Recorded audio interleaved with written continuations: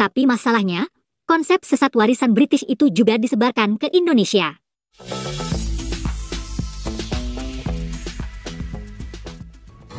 Assalamualaikum warahmatullahi wabarakatuh. Salam jumpa kembali dengan channel ini, Nasikin BM. Seperti biasa, dukung channel ini dengan cara like, komen, dan subscribe. Semoga kita semua dalam kondisi sehat walafiat. Tak lupa salam persatuan, salam sopan santun, dan salam sukses. Kita tidak memerlukan pertumpahan darah. Kita tidak memerlukan pertumpahan darah untuk mencapai matlamat. Terdapat beberapa orang tokoh yang mengemukakan idea penggabungan tanah Melayu, Singapura, Sarawak, Sabah dan Brunei di dalam satu persekutuan yang dikenali sebagai Malaysia. Antara tokohnya ialah Lord Brassey, Sir Malcolm MacDonald,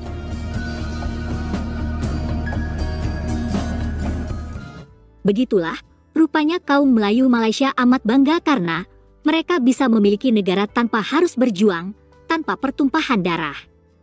Sebab, pada dasarnya negara Malaysia memang dibuatkan oleh penjajah British. Kaum Melayu Malaysia bersama dengan kaum Cina, India, dan sebagainya tinggal menempati saja. Kebanggaan semu kaum Melayu Malaysia itu amat menggelikan di mata sebagian besar bangsa Indonesia. Penyebabnya amat jelas, yakni karena bangsa Indonesia memiliki sudut pandang sendiri. Bangsa Indonesia adalah bangsa yang punya harga diri, punya dignity, dan memiliki keberanian. Dan itulah sebenarnya yang tidak dimiliki oleh kaum Melayu di negeri kasino. Perbedaan sikap, perbedaan pandangan, bahkan perbedaan martabat sebagai manusia, dan semacamnya itu, yang menimbulkan pergaduhan atau pertengkaran antara kaum Melayu Malaysia dan bangsa Indonesia, dan mungkin akan berlangsung sampai kapanpun. Bangsa Indonesia memiliki harkat dan martabat, dan punya harga diri.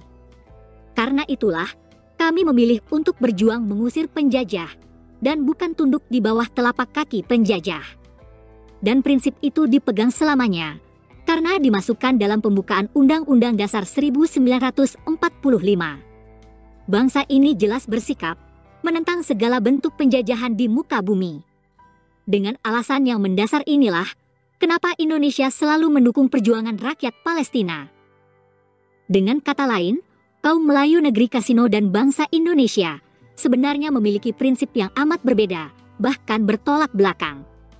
Jadi wajarlah jika setiap hari, netizen Indonesia dan Melayu Malaysia bergaduh. Dan di mata sebagian besar bangsa Indonesia, kaum Melayu Malaysia tak lebih sebagai pengkhianat Nusantara. Hal itu amat jelas diperlihatkan ketika kaum Melayu Malaysia memilih memuja penjajah British dibanding dengan mengusir penjajah.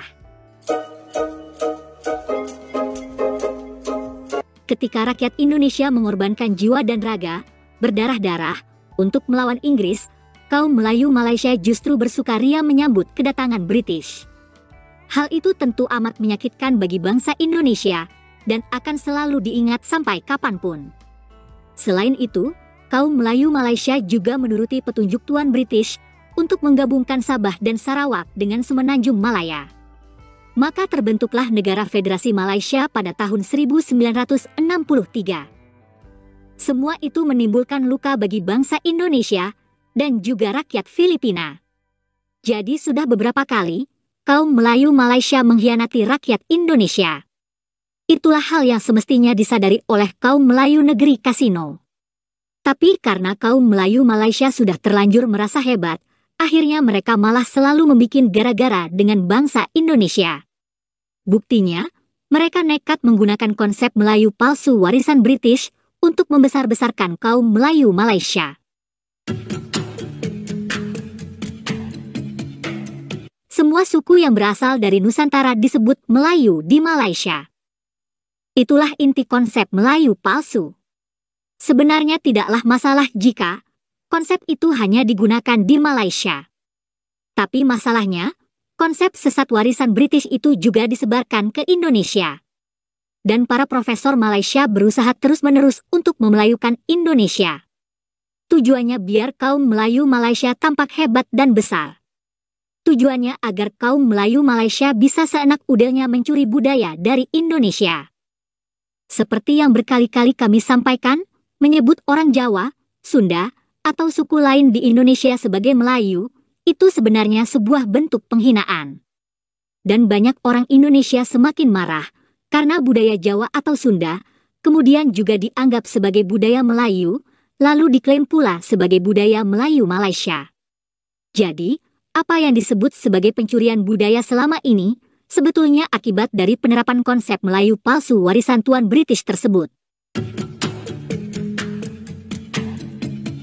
Bangsa Indonesia sebenarnya paham bahwa kaum Melayu asli dan palsu di Malaysia sekarang dalam keadaan terjepit.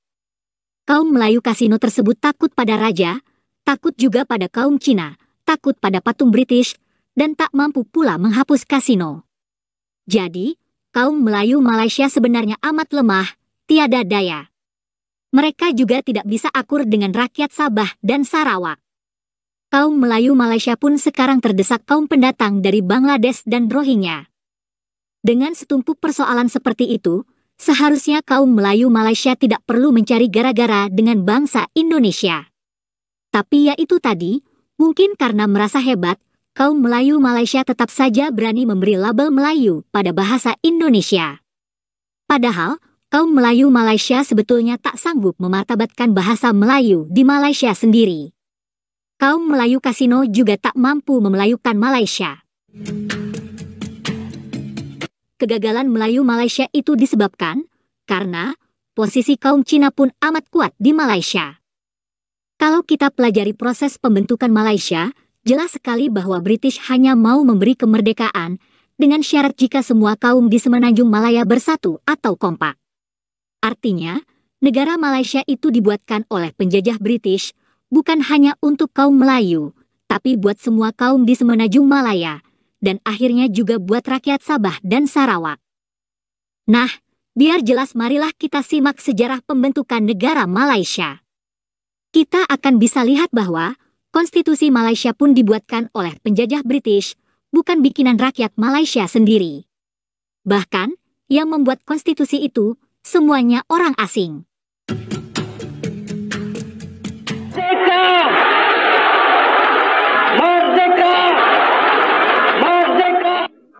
Suruhanjaya RIT dibentuk pada bulan Mac 1956. Tujuan Suruhanjaya ini ialah membincang, merangka dan menyusun Perlembagaan Persekutuan Tanah Melayu.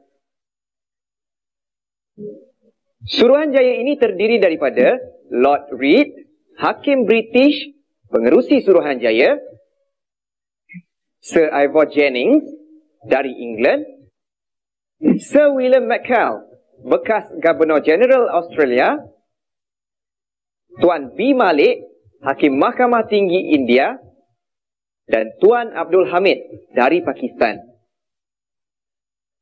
Tahukah anda, isu hangat yang berjaya diselesaikan dengan baik oleh Suruhanjaya RIT ialah berkaitan kerakyatan Jus Soli. Selepas beberapa rundingan dibuat, Raja-Raja Melayu telah menerima kerakyatan Jus Soli dengan syarat orang bukan Melayu mengiktiraf kedudukan istimewa orang Melayu dalam Perlembagaan Persekutuan Tanah Melayu. Dengan tolak ansur ini, satu pakatan murni antara kaum telah terbina di Persekutuan Tanah Melayu yang merdeka.